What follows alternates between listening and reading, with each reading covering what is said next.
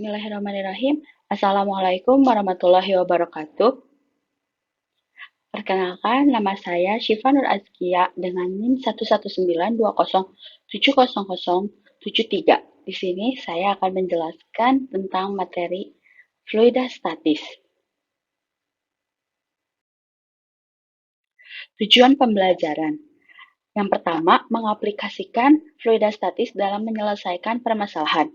Yang kedua, menerapkan konsep tekanan hidrostatis dan hukum Pascal untuk menyelesaikan suatu permasalahan. Ketiga, mengaplikasikan hukum Archimedes dalam permasalahan sehari-hari. Pembahasan materi yang pertama adalah konsep fluida. Yang kedua, ada tekanan. Yang ketiga, tekanan hidrostatis. Yang keempat, hukum Pascal. Dan yang terakhir, kelima, yaitu hukum Archimedes. Yang pertama, kita akan membahas tentang konsep fluida. Konsep fluida. Apa sih itu konsep fluida? Konsep fluida sebelumnya sudah dikenalkan 3 jenis wujud zat, yaitu zat padat, zat cair, dan juga gas. Fluida merupakan zat yang dapat mengalir dan memberikan sedikit hambatan terhadap perubahan bentuk dan tekanan. Fluida dibagi menjadi dua, yaitu fluida tak bergerak, hidrostatis, dan fluida bergerak, yaitu hidrodinamis. Dan saat ini yang akan kita bahas yaitu hidrostatis atau fluida tak bergerak. Yang kedua, tekanan. Tekanan didefinisikan sebagai gaya yang bekerja tegak lurus pada suatu bidang dibagi dengan luas bidang itu. Dan secara matematis dituliskan dengan P sama dengan F per A.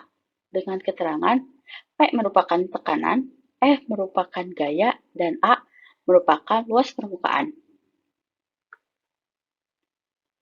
Selanjutnya yaitu tekanan hidrostatis. Tekanan hidrostatis, makin tinggi zat cair dalam wadah, maka akan berisi zat cair itu, sehingga makin besar tekanan yang dikerjakan zat cair pada dasar wadah. Dengan kata lain, pada posisi yang semakin dalam permukaan, maka tekanan hidrostatis yang dirasakan semakin besar. Seperti pada gambar, tekanan hidrostatis dirumuskan sebagai berikut. pH sama dengan rho F GH dengan keterangan pH merupakan tekanan hidrostatis, rho F merupakan massa jenis fluida, dan G merupakan percepatan gravitasi.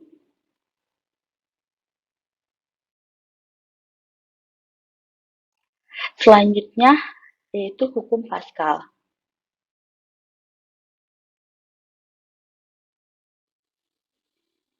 Prinsip Pascal mengatakan bahwa tekanan yang diberikan kepada zat cair dalam ruangan tertutup diteruskan sama besar ke segala arah. Sebagai contoh sederhana, aplikasi dari hukum Pascal adalah dongkrak hidrolik. Perhatikan gambar yang ada di PowerPoint sebelah kanan. Perhatikan gambar mekanisme hidrolik di atas. Karena cairan tidak dapat ditambahkan ataupun keluar dari sistem tertutup, maka volume cairan yang terdorong di sebelah kiri akan mendorong piston atau silinder pejal di sebelah kanan ke arah atas. Dengan menggunakan prinsip Pascal, berlaku hubungan secara matematis. P1 sama dengan P2. F1 per A2, F1 per A1 sama dengan F2 per A2. Dengan keterangan P1 merupakan tekanan pada penampang 1 PA, P2 tekanan pada penampang 2 PA, F1 gaya pada penampang 1 N, F2 gaya pada penampang 2 Newton, A1 merupakan luas penampang 1 meter kuadrat, A2 luas penampang 2 meter kuadrat.